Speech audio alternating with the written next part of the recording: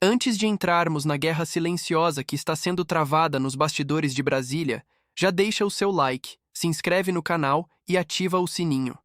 Aqui você não recebe versão editada da realidade, recebe a verdade, clara e sem maquiagem. Vamos juntos entender o que realmente está por trás do PL antifacção e por que essa votação mexeu tanto com o país. Na noite de terça-feira, 18 de novembro, a Câmara dos Deputados viveu um dos momentos mais tensos da sua história recente.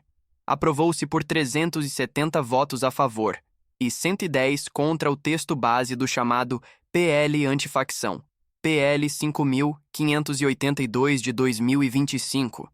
Um projeto de lei que se apresenta como um marco legal para o combate ao crime organizado, mas que levanta suspeitas de manobra política e risco institucional. O relator dessa batalha feroz foi o deputado Guilherme Derrite, PP e SP, que surpreendeu a todos ao apresentar 6 versões diferentes do parecer antes de conseguir a aprovação. Derrite, que até pouco tempo respondia pela Secretaria de Segurança Pública em São Paulo, disse no plenário algo que reverberou. O enfrentamento do crime organizado no Brasil exige legislação de guerra em tempo de paz. Mas por que tanta mudança nos relatórios? Parte da resposta está na pressão política.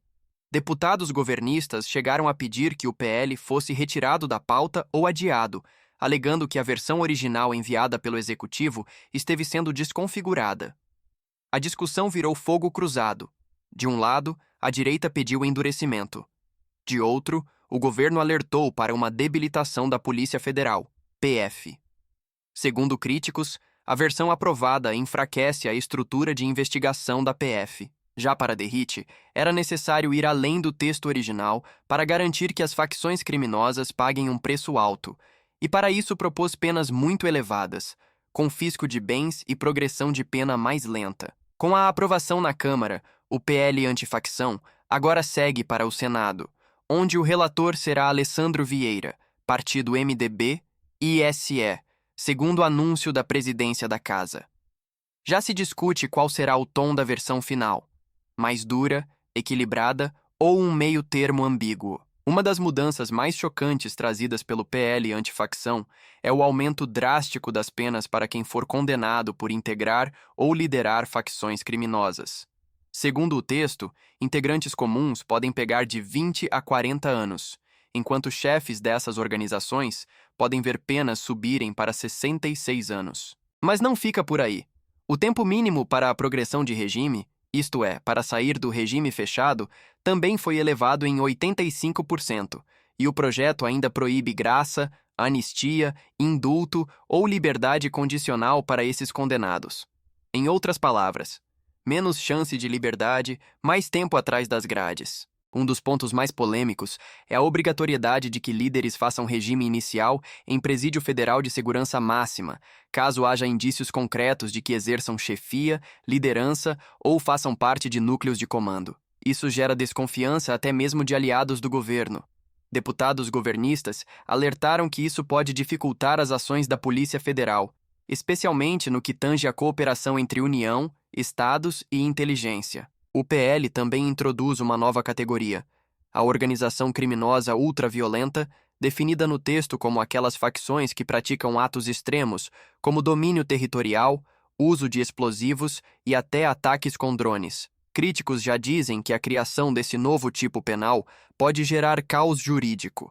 São inovações legais enormes, adaptadas para situações que nem sempre se encaixam nas definições tradicionais do crime organizado. Quanto ao processo judicial, o projeto ainda muda regras. Para homicídios cometidos por faccionados, as audiências de custódia deverão ser, em regra, por videoconferência, salvo decisão judicial em contrário. E o julgamento no primeiro grau não será mais por júri tradicional, passará a ocorrer por colegiado, segundo determinações do PL. Foram também propostas medidas de confisco de bens. A versão aprovada prevê a apreensão prévia de bens de investigados sob certas circunstâncias, com possibilidade de perdimento antes da decisão final da Justiça. Além disso, há uma emenda específica do deputado Marangoni para suspender o CNPJ de empresas usadas para receptação por 180 dias, ou até 5 anos se houver reincidência. Tudo isso compõe o que Derrite chama de marco legal de enfrentamento ao crime organizado. Uma resposta firme, à direita, para as facções que aterrorizam estados como Rio, São Paulo, Bahia e outros. A aprovação do PL não foi apenas uma vitória legislativa, desencadeou uma guerra política intensa. Deputados governistas acusaram o relator de desconfigurar o projeto original enviado pelo Executivo e reduzir o papel da Polícia Federal. A base do governo chegou a pedir que a proposta fosse retirada da pauta ou adiada. Tamanha a insatisfação. O Ministério da Justiça e Segurança Pública, por sua vez, criticou duramente o relatório final. Em nota, afirmou que ele poderia instaurar um verdadeiro caos jurídico. Para o Ministério, as alterações são assistemáticas e pouco técnicas, e correm o risco de acabar beneficiando criminosos que já estão sendo investigados. Um ponto central da crítica governamental é a descentralização de recursos. Segundo o Ministério, o relatório de Derrite debilita financeiramente a Polícia Federal ao direcionar verba para fundos estaduais, ao invés de manter a estrutura de investigação da União. Além disso, dizem que o relator ignorou a proposta original de criar um novo tipo penal para a facção criminosa e preferiu outras definições. Para alguns opositores, a versão aprovada seria um retrocesso inaceitável. A ação civil pública para confisco de bens, por exemplo, seria protelatória e beneficiaria facções em vez de fortalecê-las. Há ainda quem acredite que Derrite agiu sob influência política. O deputado, ex-secretário de Segurança, poderia estar alinhado a interesses para proteger certas estruturas criminosas. Do outro lado, deputados da direita, especialmente parlamentares de partidos como o PL, comemoraram. O líder do PL, Sóstenes Cavalcante, RJ, afirmou que, embora o texto não seja perfeito, ele dará uma resposta dura ao crime organizado. Já Alberto Fraga, partido PL e DF, conhecido por sua bandeira de segurança, defendeu que os recursos do novo Fundo de Segurança Pública não devem ir apenas para a PF, mas também para as polícias estaduais civis e militares. Por fim, o presidente da Câmara, Hugo Mota, Partido Republicanos e PB, justificou a votação dizendo que este era o momento mais duro já visto na casa para enfrentar facções criminosas. Ele lembrou medidas como prisão em presídio federal, gravação de encontros com advogados e proibição de visitas íntimas para chefes de facções. Mas a luta está longe de acabar. Deputados contrários já avisam que vão apresentar destaques para modificar pontos sensíveis e tentam levar a disputa para o Senado, onde a relatoria será de Alessandro Vieira, partido MDB e SE. Agora, com o PL antifacção aprovado na Câmara e seguindo para o Senado, o Brasil se encontra num impasse que mistura justiça, poder e risco estratégico. A proposta, para muitos da direita, representa finalmente um choque de ordem real contra organizações criminosas como o PCC, Primeiro Comando da Capital, e o Comando Vermelho, CV, grupos que dominam presídios, tráfico, territórios e têm capacidade de desafiar o Estado de maneira sistemática. Eles argumentam que, com penas mais duras, restrições à progressão, confisco de bens e isolamento de líderes em presídios federais, o PL antifacção poderá desarticular núcleos poderosos e sufocar financeiramente essas facções. É uma visão de confronto frontal. A direita se posiciona como a parte que não teme martelar a lei para retomar o controle das ruas, das favelas e até dos presídios. Por outro lado, críticos alertam para riscos reais. O Ministério da Justiça já disse que as alterações propostas podem enfraquecer a Polícia Federal e fragmentar a coordenação entre Estados e União, gerando uma resposta institucional menos eficiente.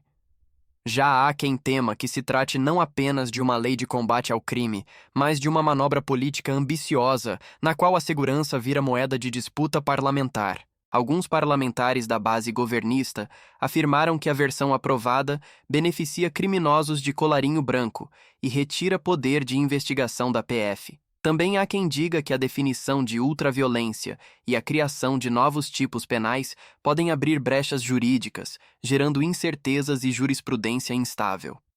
Enquanto isso, o Senado se prepara para a votação decisiva. Alessandro Vieira, relator indicado, deverá enfrentar pressão de todos os lados, daqueles que querem manter o texto duro e daqueles que pedem reparos para proteger as instituições. A grande pergunta que fica no ar é esta: Até que ponto a lei poderá endurecer contra as facções e, ao mesmo tempo, preservar a força e a autonomia das polícias que investigam o crime organizado? Se o PL antifacção se transformar numa arma real, poderá marcar uma nova era no enfrentamento ao crime. Mas se tornar uma peça de poder político, poderá fragilizar o próprio Estado. No fim das contas, a votação desta lei não é apenas sobre facções como PCC e Comando Vermelho, é sobre quem vai definir as regras do Brasil nos próximos anos. E para a direita, esse momento é uma oportunidade de ouro para mostrar que está disposta a brigar sério, enquanto para muitos críticos é a janela para um risco institucional de longo prazo. Se você chegou até aqui, é porque busca informação de verdade, não narrativa pronta. Então, faça parte dessa comunidade. Deixe o like, compartilhe esse vídeo e se inscreva para acompanhar tudo que ainda vem por aí. Essa história está só começando, e você vai querer estar aqui quando o próximo capítulo explodir em Brasília. Obrigado por assistir e até a próxima.